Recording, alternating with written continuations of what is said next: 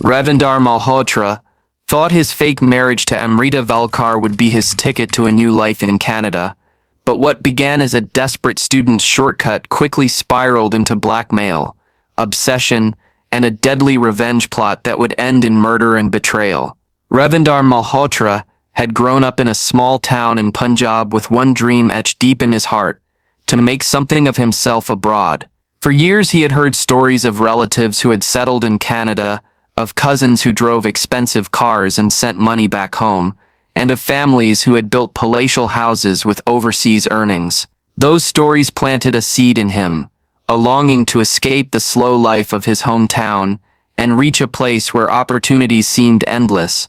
When he finally received his student visa for a business program in Toronto, it felt like the beginning of everything he had ever wanted. His parents sold a piece of their land to fund his tuition and flight, and Ravindar promised he would not let them down. But reality in Canada was not the fairy tale he had imagined. Within weeks of arriving, he realized that life was brutally expensive. The rent for even a shared basement was crushing. Groceries emptied his wallet, and on top of that, tuition fees loomed like a shadow. He worked part-time at a convenience store, yet the pay barely covered essentials. Nights grew restless, filled with calculations and half-baked plans, each ending in the same conclusion: he was drowning. The pressure to succeed, the fear of failing his family, and the constant anxiety of survival pushed him to the edge. It was during one of these low points that he met Amrita Velkar. She was older than him by a few years, confident, and carried herself with the kind of authority that made others listen. Ravindar first heard about her through another student who whispered about her arrangement. According to him, Amrita helped international students secure permanent residency through marriage, for a price.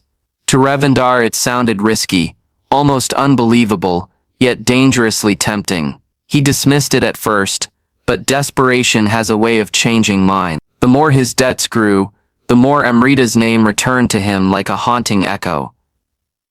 Their first meeting was in a coffee shop near his campus.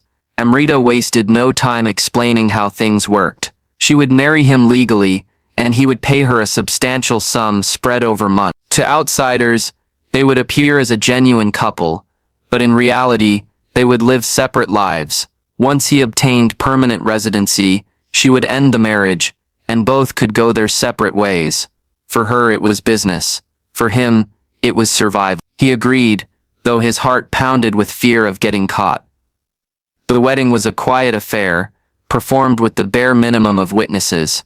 There were no celebrations, no joy, no real connection, just documents, signatures and photographs staged to convince the system. Ravindar told his family back home that it was a love marriage with a Canadian girl, careful not to reveal the truth. His parents were shocked at first, but eventually accepted it, believing their son had secured his future.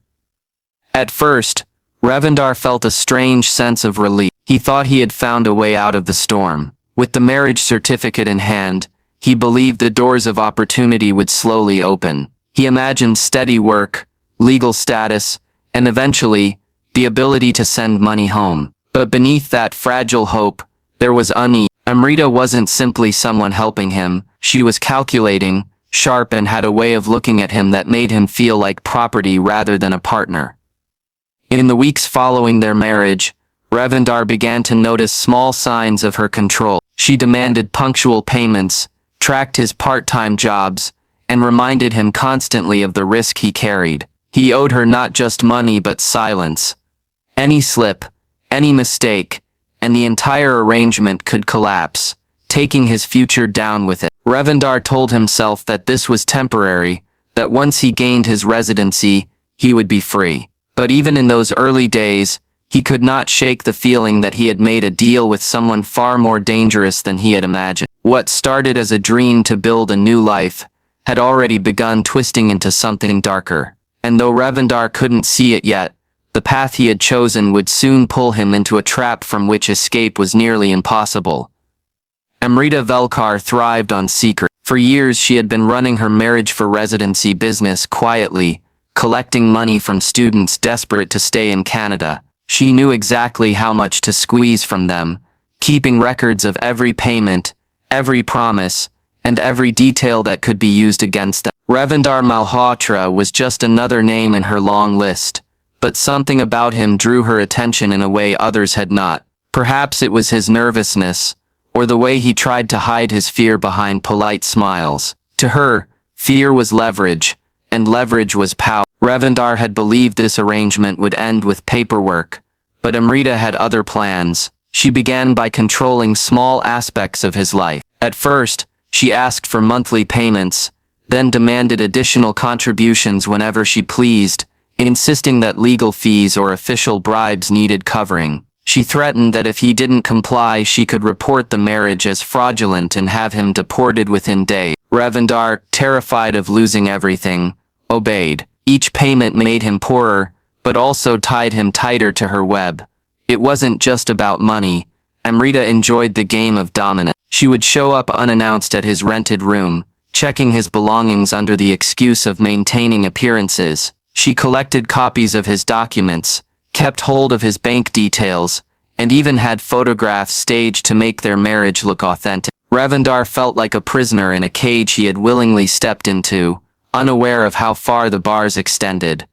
During this time, something unexpected blossomed in his life. He met Niyara Singh, a fellow student from India. Niyara was studying nursing, juggling long shifts at a hospital with her classes, yet she carried an air of resilience that Ravindar admired. Unlike Amrita's cold and calculating presence, Niyara radiated warmth and kindness. She offered him comfort when he felt weighed down by secrets. Slowly, their friendship deepened into something more, and for the first time since leaving home, Ravindar felt a spark of genuine happiness.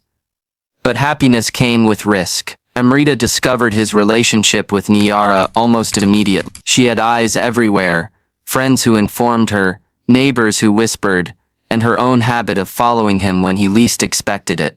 The moment she realized Ravindar's heart was invested elsewhere, her obsession grew stronger. She couldn't allow him to slip away, not when she held the keys to his future. Amrita began spreading rumors about Niyara, claiming she was using Ravindar to gain her own status. She manipulated mutual acquaintances to question Niyara's reputation, turning whispers into weapons. The torment escalated when Amrita openly confronted Ravindar with threats. She reminded him that she could expose everything, that one call to immigration authorities could destroy his life and send him back to India in shame. The more Ravindar tried to ignore her, the more dangerous her behavior became. She increased the payments she demanded, cornering him financially while also poisoning his emotional world.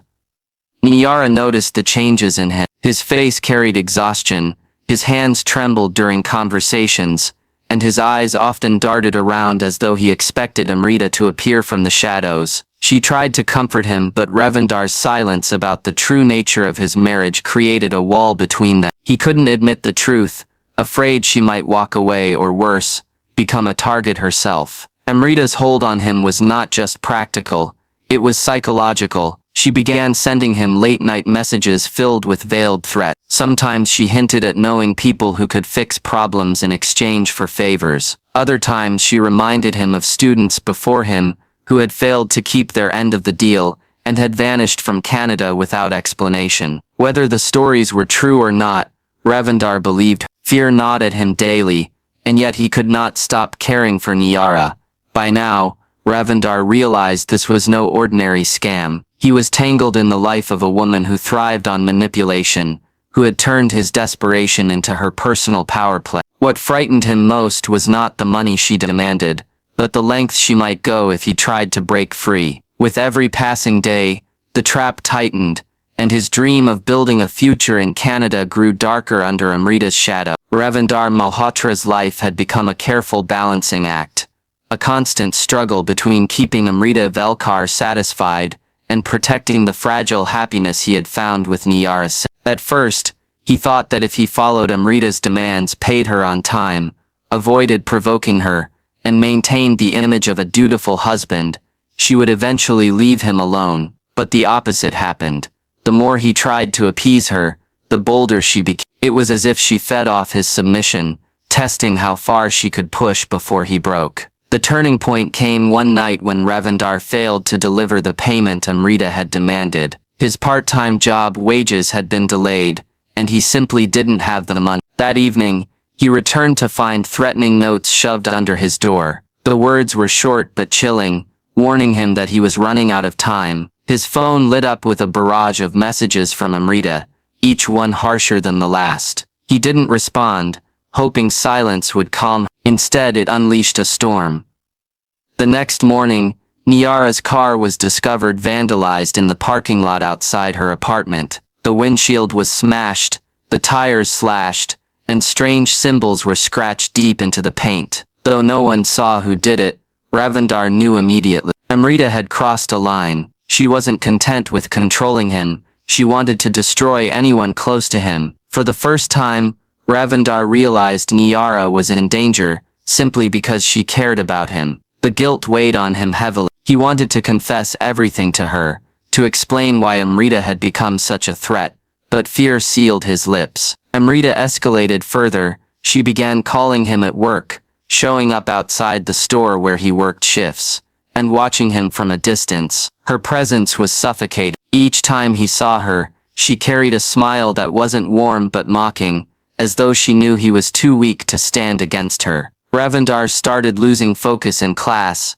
his grades slipping, his employers noticing his distracted behavior. Even simple tasks like grocery shopping felt dangerous, because he feared Amrita's shadow would follow him anywhere.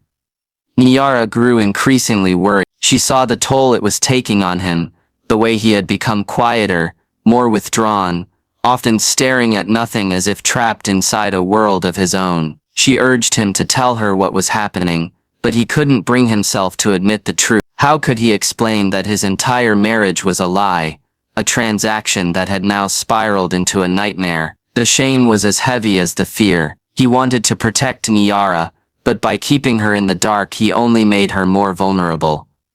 Amrita's threats took on a new intensity. She began mentioning deportation more often, painting vivid pictures of Ravindar being sent back to India in disgrace, his family humiliated, their sacrifices wasted. She claimed to have contacts with local gangs who owed her favors, people who could make problems disappear without a trace. Ravindar didn't know whether she was bluffing or telling the truth, but the effect was the same, paralyzing terror. He lay awake at night imagining every possible outcome, each one worse than the last. The weight of the double life he was leading became unbearable. To his family back home, he was the dutiful son studying hard, married to a Canadian girl, building a foundation for their future. To Niara, he was a struggling student trying to make ends meet. To Amrita, he was nothing more than property, someone she could manipulate and exploit as long as she wished. Caught between these versions of himself,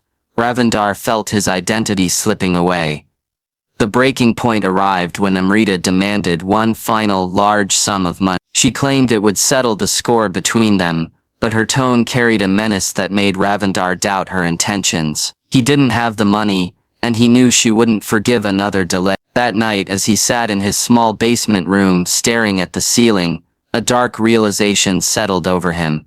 No matter how much he gave her, Amrita would never let him go. She thrived on control, and he was her perfect victim. For the first time, Ravindar began to think about escape, in ways he had never allowed himself to before. Not just leaving Canada or finding another solution, but something final, something irreversible. The thought frightened him, yet it lingered in his mind, refusing to leave. The trap had tightened so much that the only way out seemed to involve ending Amrita's power permanently, and as that idea rooted itself in his mind, the man who had once come to Canada chasing dreams of a better life, found himself teetering on the edge of a decision that would change everything. The cold air of a Toronto winter had a way of making silence feel heavier. For weeks, Ravindar Malhotra had been carrying a storm inside him, a mixture of fear, anger, and desperation that seemed to grow darker with every demand Amrita Velkar made. The thought of ending things with her had started as a fleeting shadow,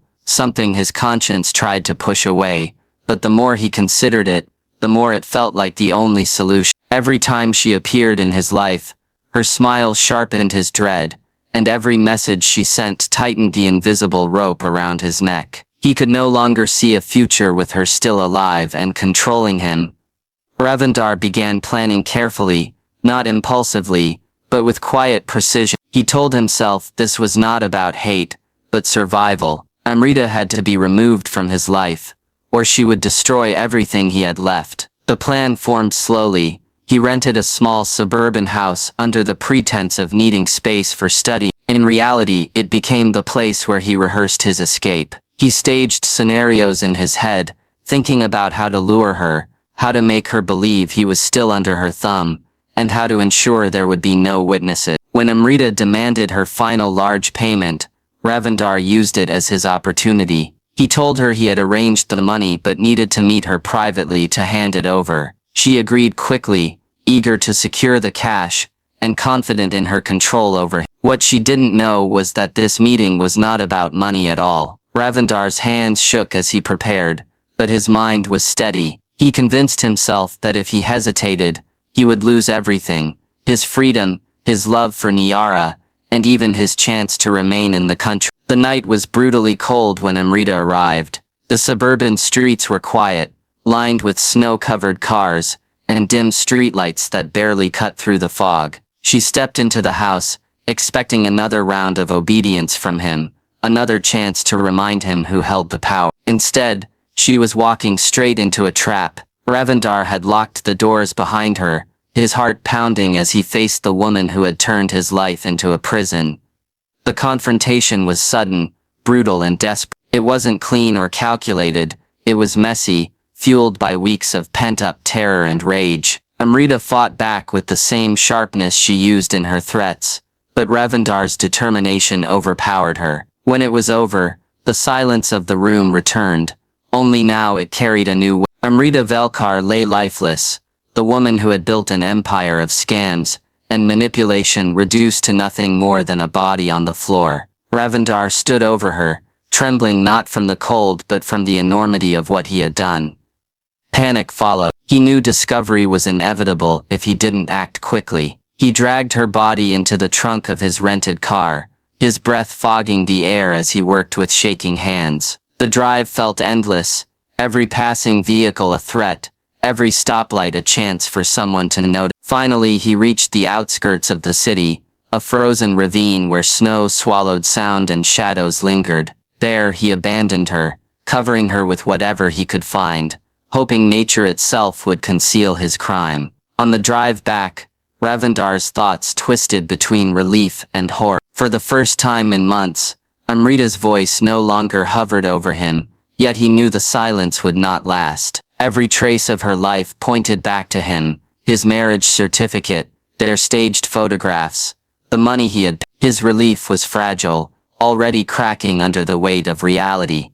When Amrita failed to return home, suspicions quickly grew. She was known for her sharp dealings, but she was also connected to many people. Friends began asking questions, and soon the police were involved. Days later, hikers stumbled upon the frozen ravine, and with it the remains of Amrita Velkar. The discovery sent shockwaves through the community. The mystery of her disappearance became a chilling investigation that would soon unravel the truth piece by piece. Ravindar returned to his daily routine, pretending nothing had changed, but inside he lived in constant fear. He couldn't stop replaying the night in his head, the sound of silence after it was done, the weight of her body as he moved it, the coldness of the air in that ravine. He told himself it was over, but deep down he knew it had only just begun. The police were closing in, and his attempt to free himself had only bound him tighter to a fate he could no longer escape. The discovery of Amrita Velkar's body sent ripples through Toronto's South Asian community,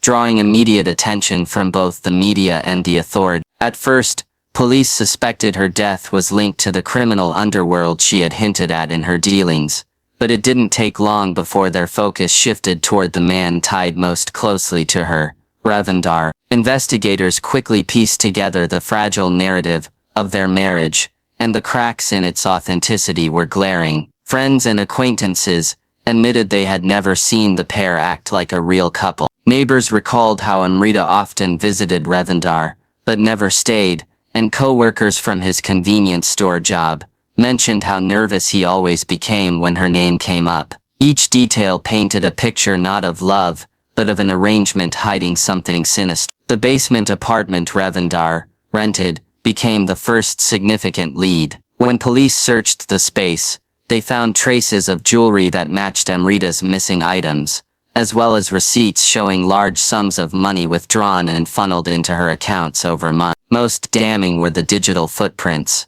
Messages between the two, filled with threats, demands and promises of payments. To investigators, the case began to take shape as a financial dispute that had escalated into violence. Ravindar tried to remain calm during questioning, denying involvement, but his body language betrayed him. He avoided eye contact, his hands trembled, and inconsistencies in his timeline grew apparent. Within days he was arrested, charged with the murder of Amrita Velkar. The trial became a spectacle, filling courtrooms with curious onlookers and dominating headlines across Canada and India. Prosecutors painted Ravindar as a calculating killer who had entered into a fraudulent marriage, then murdered his supposed wife to avoid financial obligation. They presented him as someone who valued his own future above human life, willing to silence the woman who had once helped him. Photographs of Amrita's body in the ravine, forensic evidence from his basement, and records of the staged marriage created a case that seemed airtight. Yet the defense crafted a different story. They portrayed Ravindar as a victim, a young man trapped by a manipulative predator who exploited students for profit. They brought forward testimonies from other international students who had crossed paths with Amrita. Slowly, a disturbing pattern emerged. Amrita had orchestrated multiple sham marriages, collecting money while keeping victims under her control through intimidation and blackmail. One student described how she had drained his savings and threatened deportation until he abandoned his education and fled to another province. Another revealed messages where she claimed to have connections to criminal groups, echoing the same threats she had hurled at Ravindar. These revelations shifted public opinion, painting Amrita not as an innocent victim, but as a predator who thrived on the desperation of others. The most shocking twist came when investigators uncovered Amrita's hidden files stored on a hard drive in her apartment. Inside were records of dozens of transactions, contracts disguised as consulting fees, and names of more than 20 students who had fallen into her schemes. Bank transfers from multiple countries traced back to her accounts, some leading to shell companies she used to launder money. It was evidence of a long-running scam that stretched far beyond what anyone had imagined. For the prosecution, it complicated their narrative. While Ravindar had undeniably killed her, the woman he killed was far from innocent. Despite these revelations, the jury could not overlook the fact that a life had been taken with brutal intent. Ravindar's defense argued for leniency, insisting he had acted under extreme duress, driven by fear and psychological manipulation. But the prosecution emphasized that he had choices. He could have gone to authorities, sought legal help, or left the country. Instead, he chose violence. After weeks of testimony, the jury delivered its verdict: guilty of second-degree murder. Ravindar was sentenced to life in prison, with the possibility of parole after many years. The aftermath of the case left a divided legacy. To some, Ravindar was a cautionary tale of ambition gone wrong, a reminder of the dangers of seeking shortcuts through fraud. To others, he was a tragic figure, a victim of a woman who had built her empire on fear, finally snapping under the weight of her threats. The South Asian student community in Canada began speaking more openly about scams, shedding light on the hidden exploitation many had endured in silence. Immigration officials faced pressure to investigate fraudulent marriages more seriously, while families back in India whispered about how quickly dreams could turn into nightmares. From a small town in Punjab to a prison cell in Canada, Ravindar's story became one of bitter irony. He had traveled across the world chasing opportunity, only to find himself ensnared in a trap that ended with a life taken, and his own future erased. Amrita's death may have ended her reign of manipulation, but it also sealed his fate, leaving behind a tale of greed, fear and revenge that would be remembered long after the courtroom doors had closed.